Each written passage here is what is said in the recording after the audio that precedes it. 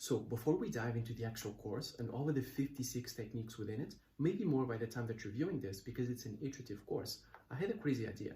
What if we do a lightning round of every single one of the 56 techniques, just talking about it between 5 to 10 seconds each? What this is going to do is give you clarity, because if there's any technique that you're interested in, you can jump directly to it, or you can continue viewing the course as normal. There are a total of 56 techniques in this course, all of them ammunition for your influence firepower, and we are going to look at every single one of them very quickly. We're going to go through a very quick lightning round. First, a very quick recap of the 5 stages. We start with pre-framing, which is all about maximizing your positioning for maximum influence. Then we have priming, which is all about qualifying and improving the target's quality. Then we have contact, which is all about properly connecting with the person.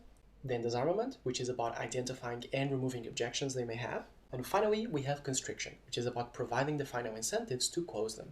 In pre-framing, we're going to cover techniques split among exclusivity, authority, characterization, and paradigm. We'll start with the 3 techniques for exclusivity. The first one is limited access, how to limit access to you to drive scarcity and immediately become more valuable. Then we'll cover specialization. Giving off the impression that you only perform specific things for specific people also increases your value. Then secrecy. Having a secret formula, step, process increases your value and persuasive power. Then, to increase your authority, we have number 1, the diagnostic frame, asking deep questions and selling your value proposition not as something general, but something very targeted to their needs. Then, non-attachment. Having an aura of non-neediness and abundance helps you have more authority and creates neediness in the other side. Then, adversary transparency. Being honest about minor flaws or issues actually increases your authority instead of decreasing it. Then, displayed authority. Instead of you mentioning your track record, other people and objects are going to do it for you, and it will be more powerful because it's unbiased. Then, social proof, which is very basic but very powerful. Having others that validate your value proposition helps convert your target. Then, in terms of characterization, we'll have, first of all, eliciting the ideal characteristics that you want in a target, so that you attract people closer to your ideal profile. Then, embodiment. Having similar opinions, experiences, identity to your target helps you influence them more because they consider you to be one of them. Then, we'll cover polarization, drawing a line in the sand and completely identifying with your targets for higher influence firepower. Finally, changing the paradigm. In some cases, you can do something 10 times faster, better, and truly be in a league of your own, which will dramatically change your positioning. Then, we'll dive into techniques for priming the other person, the second stage, leveraging money, effort in all of its forms, creating desire, leveraging the person's characteristics, or even their physiology. We'll start by leveraging money. I know realize that make them pay sounds like revenge, but it's about getting a monetary investment. It's the best type of qualifier. Then, we'll cover the multiple ways that you can elicit effort from the person. We start with rigidity, forcing them to do things in a certain way, obey a certain format, schedule, or a way of doing things. Then, we have the home advantage. Simple but highly effective. Make them come to you, your office, your calendar, your on home terrain. Then, initiative. Make them put initiative into the actual offer. Just like in the IKEA effect, for example, where the person likes the piece of furniture more just because they built it themselves. Then, obstacles and testing. Testing the person and gauging if they pass the test to qualify themselves, or if not. Then, indoctrination. Forcing them to see the world like you do and behave or act in certain ways defined by you. Then, escalation of commitment. Asking for a small thing at the beginning and torquing up the requests, asking more and more. Then, the last technique to leverage effort, the code of conduct, making them commit to a set of behaviors that may seem intangible but will deeply shape their behavior. Then, creating desire in the person, using a very specific format, making them want your value proposition. Then, leveraging their characteristics, similar to pre-framing, but here we're actually filtering and qualifying people based on those characteristics. Finally, leveraging their physiology, knowing how them being tired, distracted, or caffeinated can help you influence them. With this, we reach the 3rd pillar, contact. We're going to cover techniques to better establish empathy, plant identity traits in them, and trigger reciprocity. The first technique for empathy that we're going to take a look at is statements of empathy, using short statements verbalizing that you understand what they're feeling or thinking, especially negative ones. Then, the DISC personality types, splitting people into 4 core categories, each with their own language and goals, and persuading their specific type. Then, leveraging confirmatory mirroring, simply repeating a person's expressions back to them to increase likability. Very simple, but equally effective. Then, the last technique for empathy, past implementation, training the person to react to what we call implementers and showing interest in them while doing so. Then we'll cover identity labeling, how to not only leverage the traits that the person has, but the traits that you want them to have by planting it in them. Then, the first of 3 techniques for reciprocity, giving, the best way to trigger reciprocity, but we're going to leverage modifiers that can magnify the impact of this giving.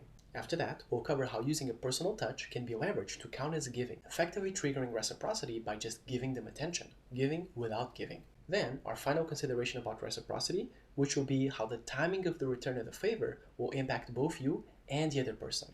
After that, we'll reach the disarmament stage, split into 3 key phases: how to effectively provoke the other side's objections, weaken them, and later respond to them.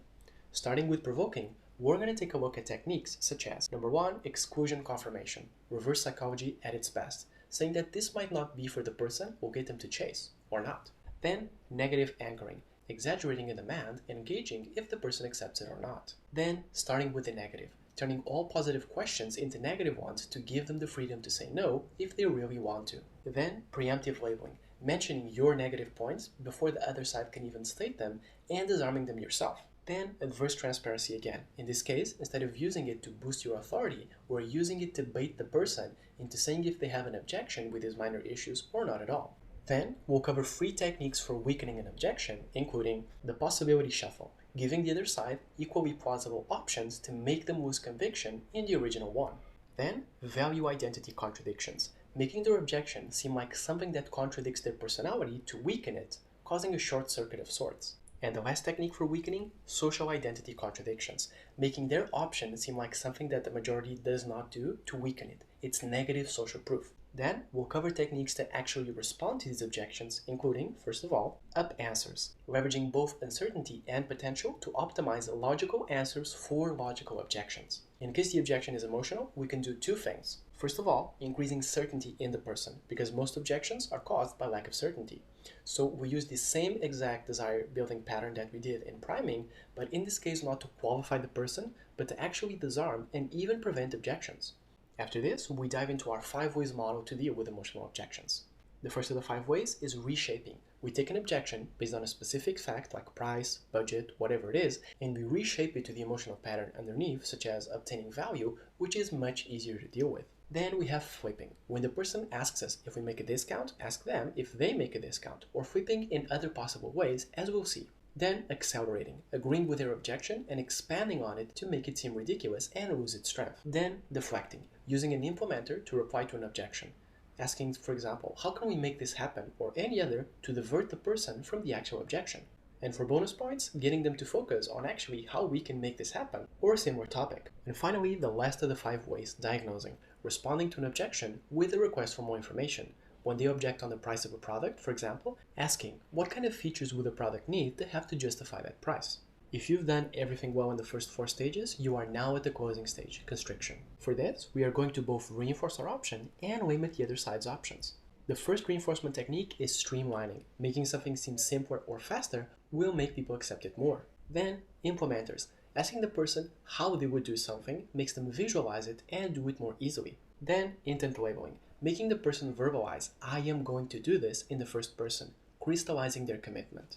Then, future lock-in. Forcing them to agree in the present to something that they only have to do in the future, trapping them without them even realizing it. Then, progress and loss. Leveraging progress by making this seem just like a natural continuation of a process, and then leveraging loss by threatening to take all that progress away if they don't agree to something. And the last technique for reinforcing, presence versus details, adding more items to the basket if the person is in an emotional state, or optimizing one specific item if the person is in a logical state. After this, we'll cover the techniques for limiting, including context manipulation. Changing what you compare your option to makes it seem much better and all others much worse if you choose the right option set. Eliciting multiple reasons. Asking for 10 reasons in favor of your opposition will make it actually lose power because people won't be able to come up with that many reasons and they'll backtrack on their liking. Then, social identity contradictions again. Going against the majority will weaken an option. In this case, we're going to use it more explicitly to literally make their option seem worse than ours. And the last technique, removing exits. Verbalizing explicitly that the person cannot do a certain thing or that it's not allowed cuts off their escape hatch and locks them into doing what we want them to do. So as you just saw, that was a lightning round of every single one of the 56 techniques in the course. What you can do is, if you're interested in any single one of them, you can go visit it, and then you can come back to the beginning and watch the course as normal.